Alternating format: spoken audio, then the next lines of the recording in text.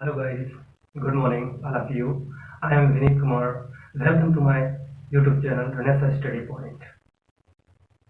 So today we will discuss about the sonnet. तो आज का वीडियो जो है हमारा सोनेट पर आधारित होगा। आज का वीडियो सोनेट पर आधारित होता है। सबसे पहले हम सोनेट से संबंधित कुछ मुख्य बिंदुओं पर चर्चा करेंगे। उसके बाद जो है हम सोनेट के जो स्ट्रक्चर है उसके बारे में चर्चा करेंगे। तो हम आज का वीडियो शुरू करते हैं। ये सबसे पहले क्या है कि हमें देखना है हिस्ट्री ऑफ सोनेट। क्या हिस्ट्री ऑफ सोनेट, कुछ पॉइंट्स हैं जो सोनेट से रिलेटेड हैं, introduction and history of sonnet. ठीक है, तो उन पॉइंट्स को हम क्लियर करेंगे वन बाय वन, सारे के सारे पॉइंट्स क्लियर करेंगे। ठीक है, तो सबसे पहला फर्स्ट पॉइंट क्या है? Sonnet is taken from the Greek word sonetto. ठीक है, देखिए सोनेट क्या होता है कि सोनेट जो वर्ड है वो सोनेटो वर्ड से इसकी उत्पत्ति हुई है। इसकी ओरिजिन कहाँ से हुई है? ये सोनेटो वर्ड से। ठीक है, ये सोनेटो वर्ड जो है ग्रीक वर्ड से आया है। ये ग्रीक वर्ड है सोनेटो। ठीक है, विच मीन्स अ साउंड, जिसका अर्थ क्या है? A sound. इसका अर्थ क्या है? A sound. नेक्स्ट पॉइंट क्या है? Next point, sonnet is a short poem of 14 iambic pentameter lines. बहुत ही महत्वपूर्ण लाइन है ये। इसमें क्या होता है कि जो सोनेट होता है वो 40 लाइन्स की पोएम होती है। ठीक है, शॉर्ट पोएम होती है, 40 लाइन्स की होती है और iambic pentameter, ये पॉइंट बिल्कुल याद कर लीजिए।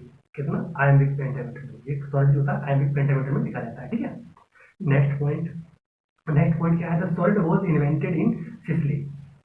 सोनेट जो है इसकी शुरुआत, इसका प्रारंभ जो था वो इटली से ही शुरू हुआ था। इटली के एक सिसिली शहर से शुरू हुआ था लगभग 13th सेंचुरी में।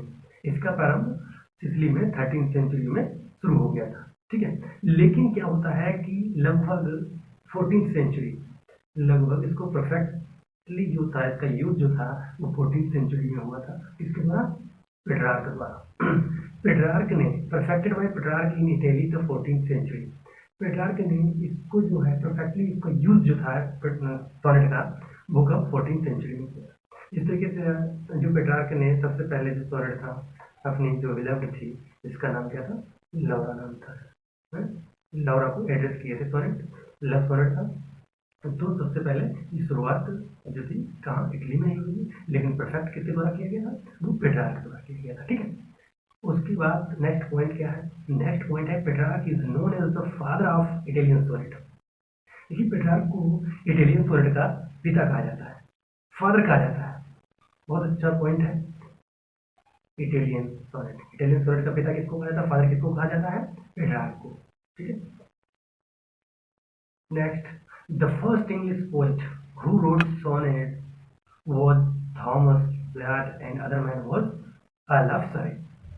इस पॉइंट को बड़े ध्यान से देखना है आपको कि द फर्स्ट इंग्लिश पोएट, देखिए अभी तक तो ये जो सोनेट था इटली तक सीमित था, लेकिन अब इंग्लैंड की बात हो रही है। कहाँ की? इंग्लैंड की बात, क्योंकि ये थॉमस ब्यार्ट, देखते हैं, थॉमस ब्यार्ट एंड सरे, ये दो ऐसे व्यक्ति थे जो कहाँ? इटली के थे, इटली के थे, और वहाँ से इन्होंने क्या था, वहीं से सोनेट लेके कहाँ? इंग्लैंड आए।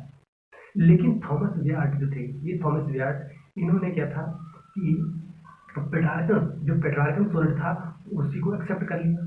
इन्होंने पेट्रार्कन सोनेट को ही एक्सेप्ट किया, उनको ही फॉलो किया, पेट्रार्क को ही फॉलो किया। बट जो अर्ल सरे थे, कौन? अर्ल सरे, इन्होंने एक न्यू टाइप का सोनेट जो था इंग्लैंड में शुरू कर दिया, प्रारंभ किया, जिसे कहा जाता है इंग्लिश सोनेट। क्या कहा जाता है? English sonnet. तो इंग्लिश सोनेट का जो प्रारंभ करने वाला व्यक्ति था वो था कौन? अर्ल ऑफ सरे। इंग्लैंड में जो था सबसे पहले अगर सोनेट शुरू किए इंग्लिश सोनेट का प्रारंभ, तो किसने किया है? अर्ल ऑफ सरे ने। Okay, there sonnets were published in England in 1557। देखिए क्या था कि इनके दोनों, जो थॉमस ब्यार्ट एंड सरे, इन दोनों लोगों के जो सोनेट जो थे, इनका एक पोएट्री कलेक्शन था जिसमें इनके 1557 में पब्लिश हुए थे। उस पोएट्री कलेक्शन जो था वो क्या था? टोटल मिसैलिनी। क्या था? टोटल मिसैलिनी, जो फर्स्ट टाइम में 1557 में पब्लिश हुए थे। उसके बाद क्या होता है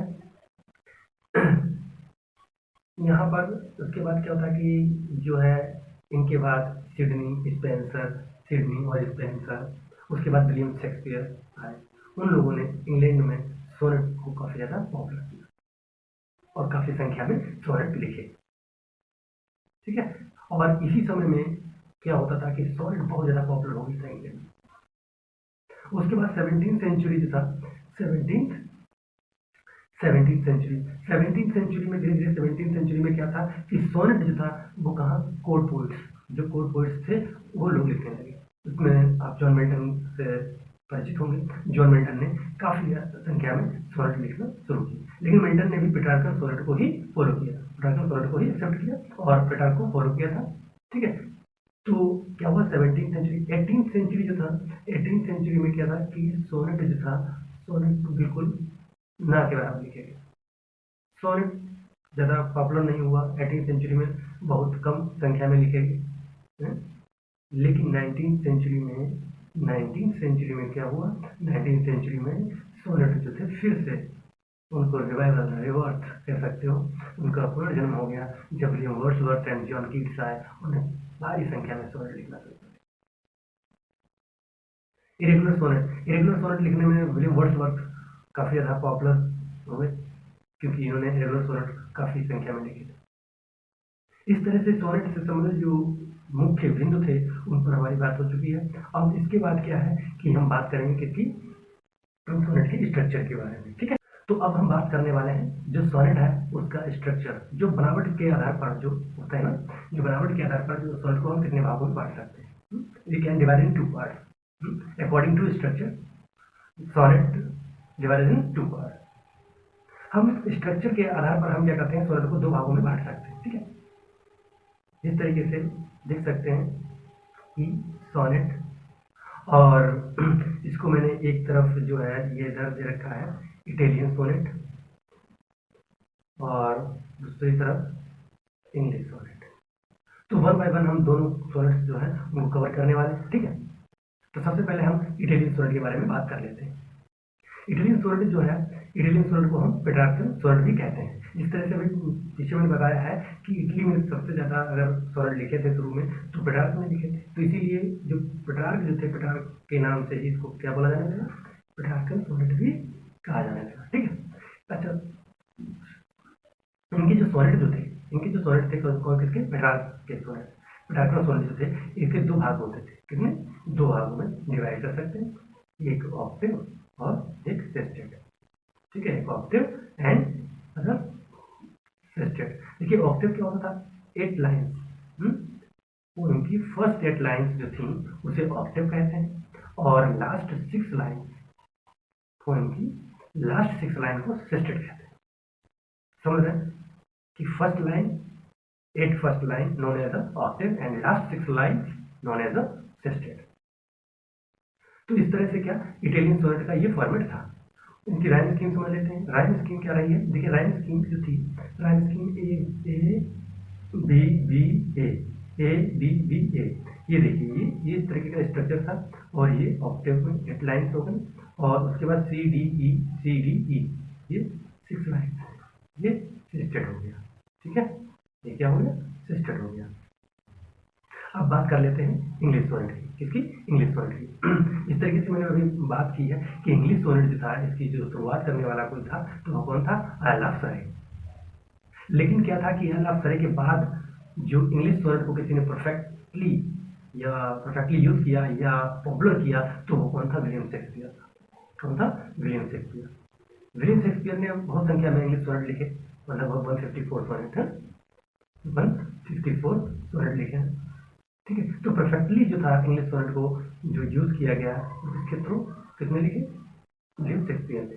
इनके जो सोनेट का जो फॉर्मेट था इंग्लिश सोनेट का वो क्या रहा, देखिए इन्होंने शुरू में जो था एक बार ये करते, एक में ये डिवाइड करते 2 भागों में, तो ये 3 क्वाड्रेंट्स होते थे और लास्ट में 2 लाइनों का जोड़ा होता था जिसे कपलेट कहते हैं। क्या कहते हैं, कपलेट कहते हैं। तो इस तरह से क्या था कि 3 क्वाड्रेंट्स, अब ये भी जानकारी जरूरी है कि क्वाड्रेंट्स, देखिए एक क्वाड्रेंट जो होता है 1 क्वाड्रेंट, ठीक है, quadrant is equal to 4 line, एक जो क्वार्टन होता है वो 4 लाइन्स का होता है। कितना होता है? 4 लाइन्स का। यहाँ पर इन्होंने दिए हैं 3 क्वार्टन्स। जब 3 क्वार्टन्स दिए हैं तो कितनी हो गई? 12 लाइन्स। और लास्ट में ये कपलेट का जोड़ा 2 लाइन्स।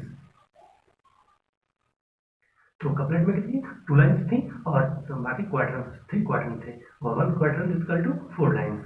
तो कितने हो? 12 into 14 lines total. Rhyme scheme देख लेते हैं। राइम स्कीम क्या था इनका? ए बी एक क्वार्टर ये हो गया, C D second, first second, E F and E F ये थर्ड क्वार्टर हो गया और लास्ट में ये कपलेट हो गया। ठीक है, क्या है ये कपलेट हो गया। इस तरह से क्या था कि ये सोनेट जो था जो according to structure we can divide in 2 parts, Italian sonnet and English sonnet। तो ये सारी चीजें क्लियर हो चुकी हैं। उसके बाद क्या है कि एक न्यू टाइप का एक और सोनेट स्टार्ट हो गया था जिसे कहते हैं, समझ लीजिए, इरेगुलर सोनेट। ठीक है, इरेगुलर सोनेट। कौन सा? Irregular sonnet. अब ये सोनेट जो था, ये इरेगुलर सोनेट क्या था?